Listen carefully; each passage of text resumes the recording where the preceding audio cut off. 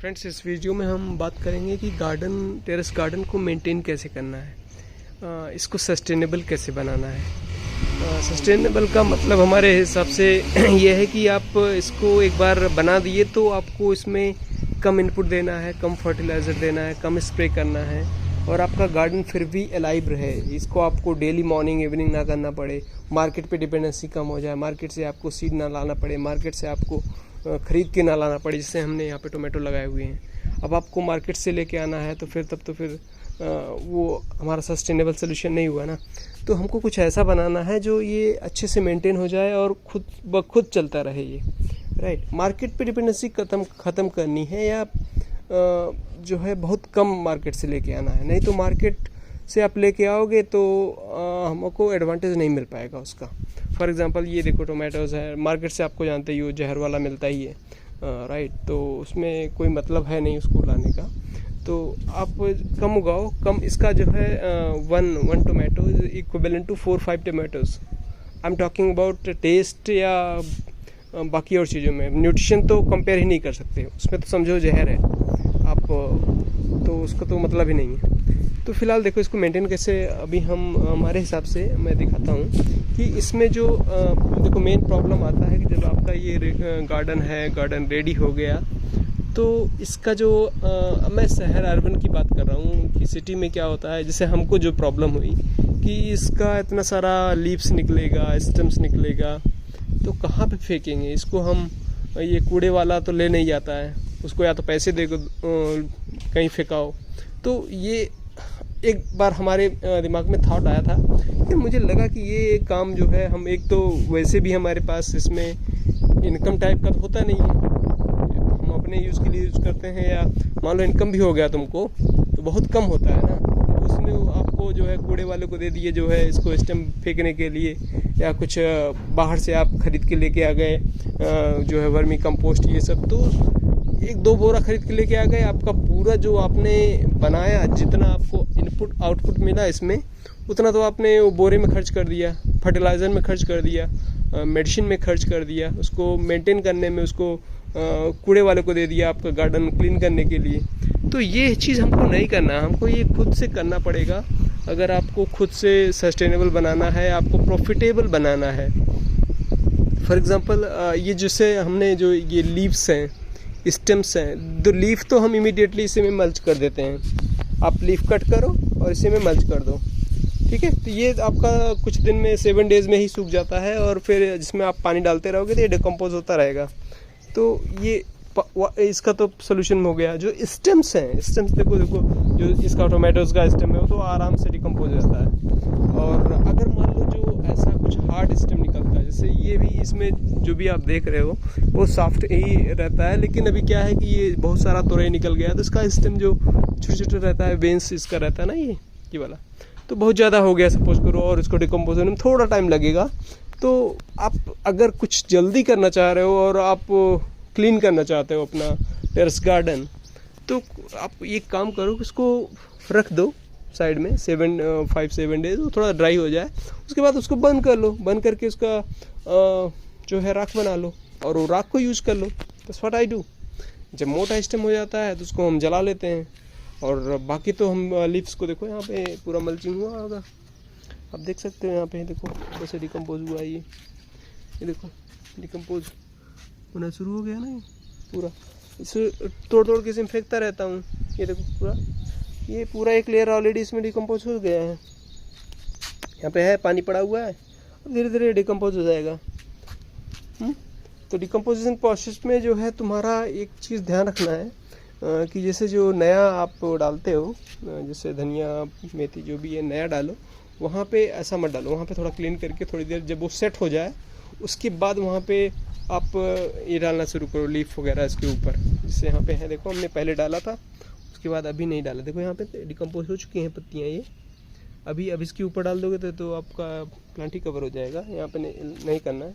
जहाँ पे आपको बड़े प्लांट हैं और ये जैसे कवर क्रॉप नहीं है, कवर क्रॉप में जैसे धनिया मेथी पालक इस टाइप का, तो क्योंकि वहाँ पे ये तो बहुत सॉफ्ट होता है, खुद ही ये लाइव मल्चिंग का काम करता है। देखो आपको कुल मिला के मल्चिंग करना है अपनी सॉइल में, सॉइल को ओपन नहीं रखना है। That is the main concept of natural farming, right. तो आपकी सॉइल को ढकना है, उसको नंगा नहीं रखना है। ये सुभाष पालेकर जी यही बोलते हैं कि आप यही करो।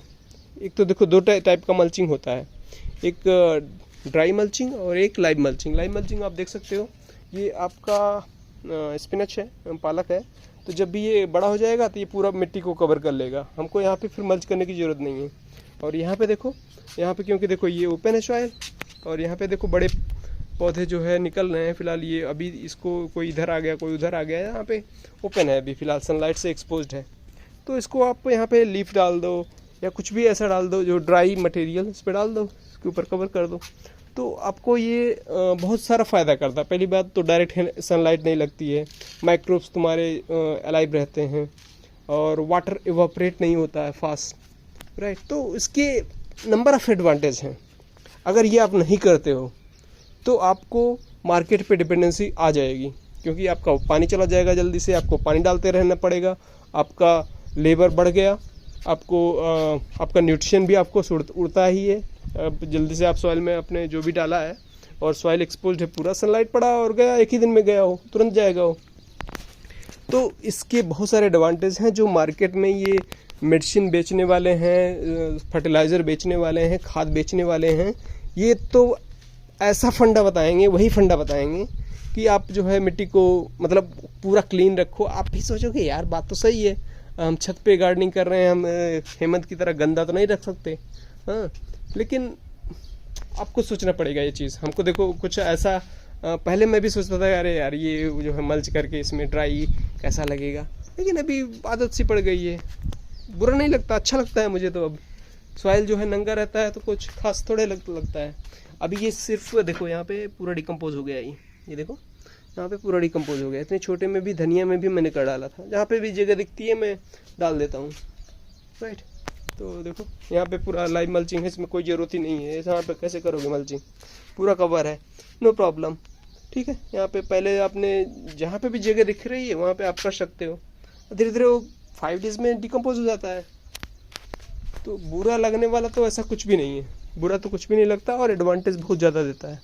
तो कुल मिला के यही है, हम आप जो मेन टेक अवे है कि आप गार्डन से कुछ भी बाहर नहीं भेजना है।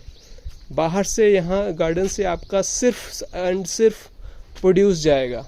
यहाँ पे जो आपका हार्वेस्ट है वही आप यहाँ से लेके जाओगे, बाकी यहाँ बाहर से आपको लाना भी नहीं है, आप अवॉइड करो। जैसे आपने देखो यहाँ पे हमने फ़िलहाल आपके घर में सीड तो उगता नहीं है शुरू में, राइट, तो आप एक बार लेके आए। जैसे हम यहाँ पे देखो अभी ये जो तुरई है इसका सीड लास्ट ईयर का ही है, तो अभी अब ऐसा नहीं है कि मार्केट से देखो हम नहीं लेके आए। देखो हमने यहाँ पे ये ब्लैक टर्मरिक हमारे पास नहीं था, हमने ख़रीदा, तो एक बार तो आपको लाना पड़ेगा, उसके बाद आप कोशिश करो। जैसे मैं अब सोच रहा हूँ कि देखो टर्मरिक तो बिल्कुल लाने का नहीं, ये शिमला मिर्च ये देखो शायद लाना पड़ जाए हमको, क्योंकि अगर हमारे पास हो गया, मतलब कुछ भी जो आपके पास हो गया और आपको लगा कि हाँ इसका प्रोड्यूस अच्छा है, इसका फ्रूट अच्छा है, क्वालिटी अच्छा है, तो आप उसका सीड बना के रखो फॉर नेक्स्ट ईयर।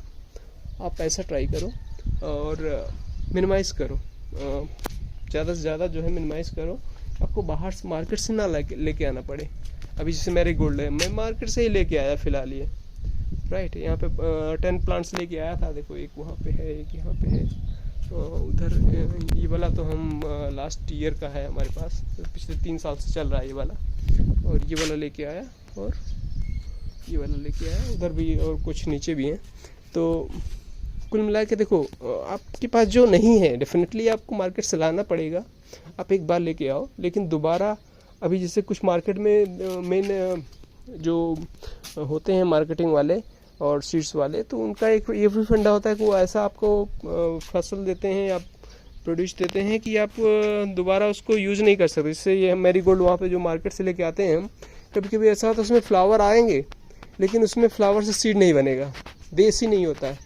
देसी की इम्यूनिटी काफ़ी अच्छी स्ट्रांग होती है। देसी के लिए हम अलग बात करेंगे कि देसी क्यों ज़रूरी है, तुम्हारे लिए क्या बेनिफिशियल है, उसमें क्वालिटी क्या होती है और प्रॉब्लम क्या होती है, हाँ। बट देसी ही अगर आप करोगे तो ज़्यादा बेटर है। फ़िलहाल हमारे पास नहीं है, तो देखो हमारे पास इसमें हाइब्रिड भी है फ़िलहाल के लिए, लेकिन I am just trying to convert everything in means desi I want to use simply.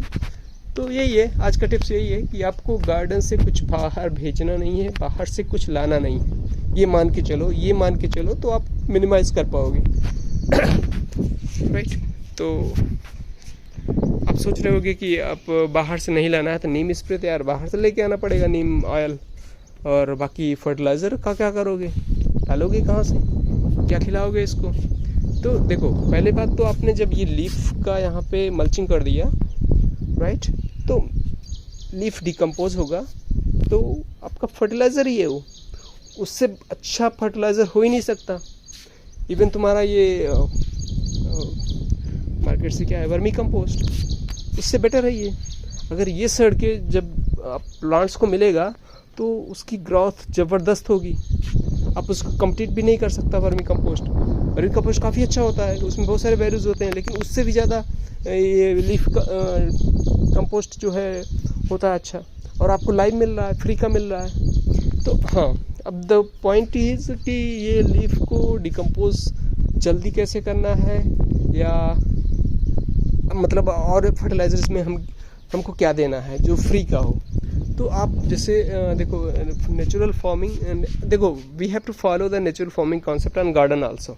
Natural farming होता है कि जैसे आप जो नेचर जो है उसको ले जाता है साथ में, उसमें आपका ह्यूमन इन्वॉल्वमेंट कम से कम रखना है आपको, राइट। नेचर में क्या होता था, जंगल मॉडल आपको फॉलो करना है। जंगल में आप कोई खाद नहीं देता था, कोई पानी नहीं देता, फिर भी ये सब चलता था, अच्छा क्वालिटी का फ्रूट होता है, क्वालिटी मीन्स सस्टेनेबल होता है, वो कभी मरता नहीं है, आते रहते हैं। तो वो मॉडल फॉलो करना। तो लेकिन अब देखो गार्डन में यहाँ पे तो आपका देखो सॉइल तो है नहीं, हाँ, यहाँ पे आपने ये सीमेंट के उस पर जो है सॉइल रख दिया हुआ, तो आपने रिसोर्सेज को लिमिटेड कर दिया है, तो आपको थोड़ा तो देना पड़ेगा। थोड़ा मीन्स क्या दोगे, अब मार्केट से लाना नहीं है। तो उसमें देखो आपको एक होता है जीवामृत, एक होता है घन जीवामृत, और बाकी ये होता है एक गौकृपामृतम। तो आपके पास जैसे गाय, ये तो गाय बेस्ड हैं सारी, ये काऊ बेस्ड, राइट। तो आपके पास काऊ नहीं है, ये सब नहीं है, तो आप ये गौकृपामृतम सबसे ज़्यादा आसान ऑप्शन है। तो ये क्या होता है कि एक कल्चर होता है, एक लिक्विड होता है जो आपको एक बॉटल में मिलेगा। आप सर्च करोगे तो आपको कहीं ना कहीं से जो है ये गोपाल भाई सुतारिया, ये गुजरात से, आप उनका वीडियो देखो, आपको रेफरेंसेस मिल जाएगा। गौकृपामृतम आप लेके आओ, उसको बनाओ, उसको 200 लीटर बॉटल में बना लो। 200 लीटर हमारे टेरेस के लिए बहुत इनफ होता है, पूरा हम बिंदास यूज़ करते हैं। अब एक नीम ऑयल हम लेके आते हैं, थोड़ा सा उसमें जो है पानी मिला के, अब एक बोतल में हमारा पूरा भी नहीं पड़ता, अच्छे से सारे वॉश भी नहीं हो पाते। अगर बहुत ज़्यादा बड़ा गार्डन है तो, या तो बहुत ज़्यादा हमारा यूज़ होता है, बहुत ज़्यादा पैसे लगते हैं उसके फालतू के। और ये गौकृपामृतम क्या है कि ये फर्टिलाइज़र का भी काम करेगा और इंसेक्टिसाइड का भी काम करेगा, सारा काम यही कर देगा। आपको कुछ डालना नहीं है, बस यही डालो, बस काम ख़त्म। और इसमें क्या है, ये तुम्हारा फर्टिलाइज़र का काम करेगा, पेस्टिसाइड का काम करेगा। और ये देखो यहाँ पे आप जब डालोगे तो ये डिकम्पोज भी फास्ट करता है। तो ये सारी प्रॉपर्टीज़ होती हैं उसमें। अभी आप जो फर्टिलाइज़र बाहर से डालते हो उसमें बस खाली वही मिलेगा पौधों को, मिला तो मिला, नहीं तो गया, राइट।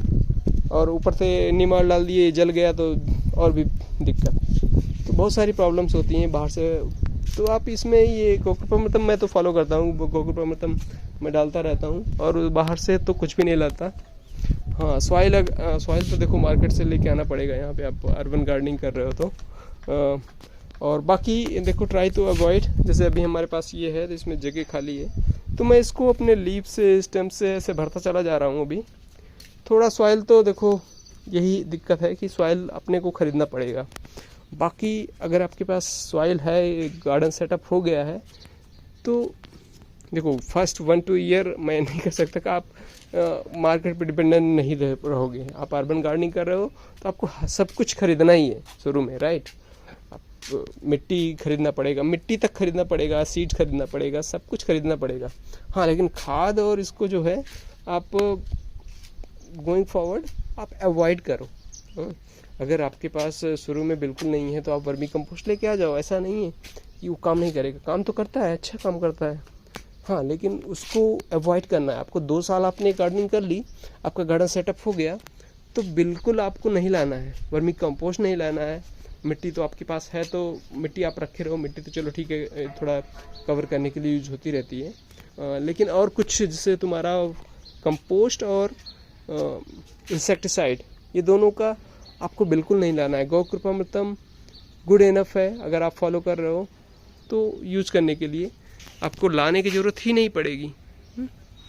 तो ये देखो अभी हमारे गार्डन में मैं पिछले जून जुलाई से आया मैं यहाँ पे, अभी मैं समर वेकेशन पे गया था, उसके बाद जब आया तो उसके बाद से गौ कृपामृतम पिछले 2-3 महीने से यूज़ कर रहा हूँ।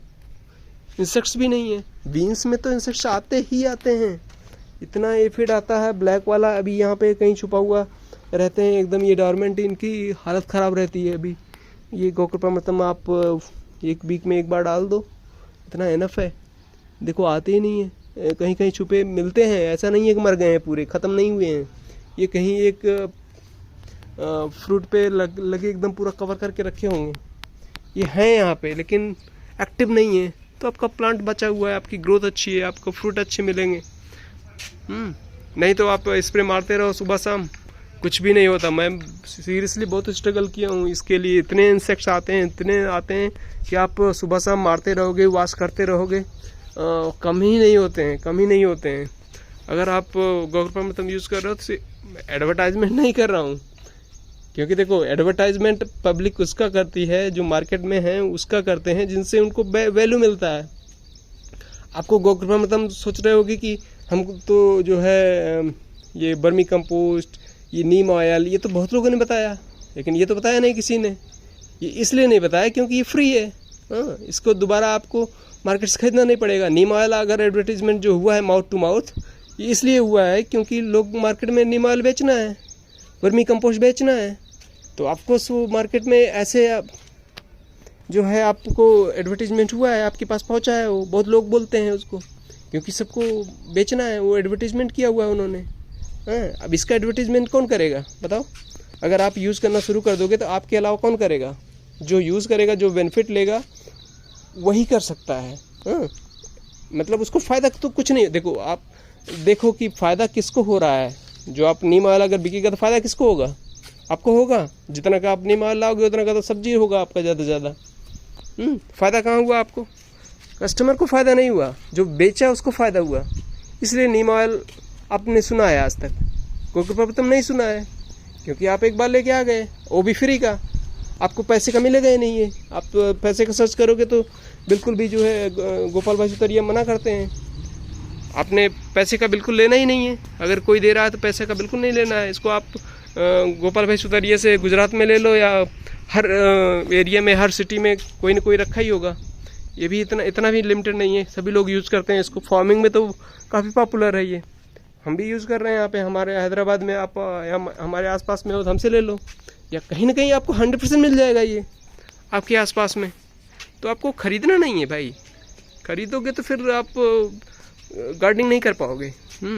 हाँ, या तो आपके पास पैसा है, आपके पास आप मिडिल क्लास से ऊपर हो, अपर क्लास, VIP क्लास वाले हो, हाँ पैसे हैं आपके पास, उसका मतलब आप पैसे गिन के नहीं यूज़ करते हो, हाँ तो कोई दिक्कत नहीं है, नीम ऑयल यूज़ करो। और फिर पैसे का मतलब ही नहीं है तो फिर नीम ऑयल यूज़ करो, कोई दिक्कत नहीं है। नहीं तो फिर भाई अगर आप मीडियम क्लास, आप पैसे गिन के यूज़ करते हो, अरे यार साला इतना पैसे चले गए इसमें, तो तब तो रहने दो, तब बिल्कुल नहीं यूज़ करना है। ठीक है, चलो ओके।